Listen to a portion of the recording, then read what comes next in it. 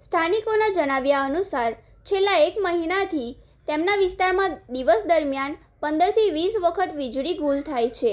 આ ઉપરાંત low voltage અને હાઈ વોલ્ટેજની સમસ્યા પણ સતત જોવા મળી રહી છે। વીજ પુરવઠાની આ અસ્થિરતાને કારણે ઘરોમાં ઇલેક્ટ્રિક ઉપકરણોને નુકસાન થવાનો ભય વ્યક્ત કરવામાં આવ્યો છે। સ્થાનિકોએ DGVCL અને કસ્ટમર કેરમાં દરેક વખત ફોન દ્વારા તેમજ મેસેજ લેખિતમાં રજૂઆત કરી હોવા છતાં સમસ્યાનો કોઈ પણ ઉકેલ લાવ્યો નથી। અરજદારોના કહેવા મુજબ વિસ્તારમાં ક્યારેક 200 વોલ્ટ તો ક્યારેક 280 વોલ્ટ સુધીનો અર્થિંગ કરંટ મળે છે, જે ઘરગથ્થુ ઉપકરણો માટે જોખમી છે।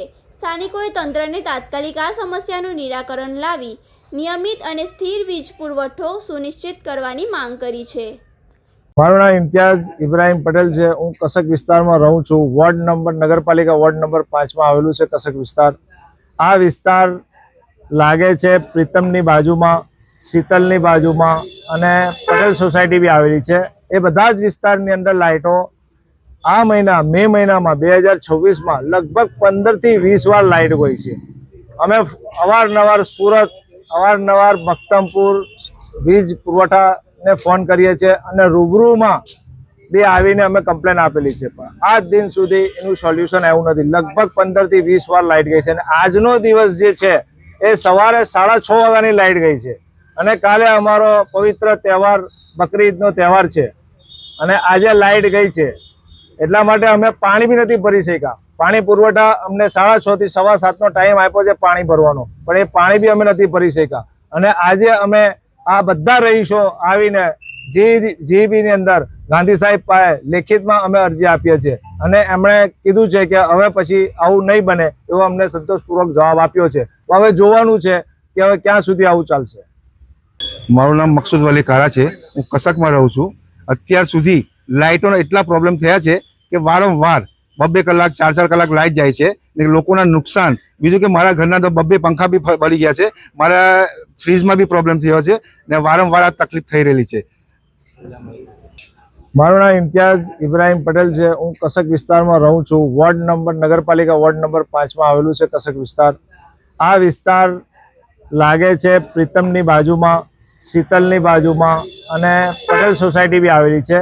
એ બધા જ વિસ્તારની અંદર લાઇટો આ મહિના મે મહિનામાં 2026માં લગભગ 15થી 20 વાર લાઇટ ગઈ છે। અમે અવારનવાર સુરત, અવારનવાર મક્તમપુર વીજ પુરવઠાને ફોન કરીએ છીએ અને રૂબરૂમાં બી આવીને અમે કમ્પ્લેન આપેલી છે, પણ આજ દિન સુધી એનું સોલ્યુશન આવ્યું નથી। લગભગ 15થી 20 વાર લાઇટ ગઈ છે અને આજનો દિવસ જે છે એ સવારે 6:30 વાગ્યાની લાઇટ ગઈ છે અને કાલે અમારો પવિત્ર તહેવાર બકરી ઈદનો તહેવાર છે અને આજે લાઇટ ગઈ છે। એટલા માટે અમે પાણી બી નથી ભરી શક્યા। પાણી પુરવઠા અમને 6:30 થી 7:15નો ટાઈમ આપ્યો છે પાણી ભરવાનો, પણ એ પાણી બી અમે નથી ભરી શક્યા અને આજે અમે આ બધા રહીશો આવીને જીબીની અંદર ગાંધી સાહેબ પાસે લેખિતમાં અમે અરજી આપીએ છીએ અને એમણે કીધું છે કે હવે પછી આવું નહીં બને એવો અમને સંતોષપૂર્વક જવાબ આપ્યો છે। તો હવે જોવાનું છે કે હવે ક્યાં સુધી આવું ચાલશે। હું શાહબુદ્દીન પટેલ કસક વિસ્તારમાં રહું છું, ભરૂચા મસ્જિદ પાસે। છેલ્લા 1 વર્ષથી અમારા એરિયામાં અમે પ્રોબ્લેમ ફેસ કરી રહ્યા છે હાઈ વોલ્ટેજ લો વોલ્ટેજનો। હું જાતે ઇલેક્ટ્રિકલ એન્જિનિયર છું એટલે આ પ્રોબ્લેમમાં બહુ ડીપમાં જાણું છું। છેલ્લા 1 વર્ષ પહેલાં પણ મેં કમ્પ્લેન કરેલી, સીધા સુપ્રિન્ટેન્ડન્ટ સાહેબ ચૌધરી સાહેબ હાથે વાત કરેલી કે એક ફેઝમાં 280 થી 290 વોલ્ટ આવે છે, એક ફેઝમાં 190 વોલ્ટ આવે છે અને ત્રીજા ફેઝમાં 200 વોલ્ટ આવે છે। હવે લાસ્ટ યર એવું થયું હતું કે મારા ઘરમાં સબમર્સિબલ પંપના કેપેસિટરો ફાટીને આગ લાગવાના ચાન્સ હતા। ઘરવાળાએ સમય સૂચકતા વાપરીને એ ઘટનાને અટકાવી દીધી। મેં કમ્પ્લેન કરેલી છે। આ કમ્પ્લેન તમે જોઈ શકો છો 15 ઓગસ્ટ 2025 ચૌધરી સાહેબને મેસેજ કમ્પ્લેનનો કરેલો છે। ત્યાર પછી પ્રોબ્લેમ એટેન્ડ કરવામાં આવેલો પણ એ હંગામી ધોરણે કરવામાં આવેલો હતો। અત્યારે વિસ્તારમાં એવી સિચ્યુએશન થઈ છે, મેં મેલ પણ કરેલા છે અને એના માટે પ્રોબ્લેમ એ બતાવેલા છે કે ફીડરોની સિચ્યુએશન બહુ ખરાબ છે।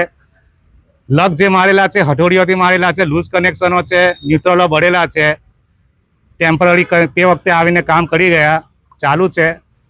અત્યારે સિચ્યુએશન બહુ ખરાબ છે અમે વારંવાર કમ્પ્લેન કરીએ છીએ, આવે છે, ડીઓ પડી જાય છે, બદલે છે. છેલ્લા 20 દિવસથી હેરાન થઈ ગયા છે.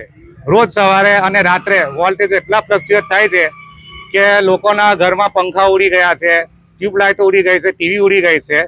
તો આ હાઈ વોલ્ટેજ અને લો વોલ્ટેજના કારણે જે નુકસાન થઈ રહ્યું છે એની ભરપાઈ કોણ કરશે? બીજું વસ્તુ એવું કે ગવર્મેન્ટ આપણને સોલર સિસ્ટમ નાખવા માટે આપે છે, જે દેશની પ્રગતિ માટે બહુ સારું છે, પણ છેલ્લા 6 કલાકથી આજે સોલર સિસ્ટમ ડાઉન છે. એના જે યુનિટનો જનરેશનનો લોસ થાય છે એ મારું નુકસાન છે, ડીજીવીસીએલનું નથી. એ નુકસાન મને કોણ ભરપાઈ કરશે?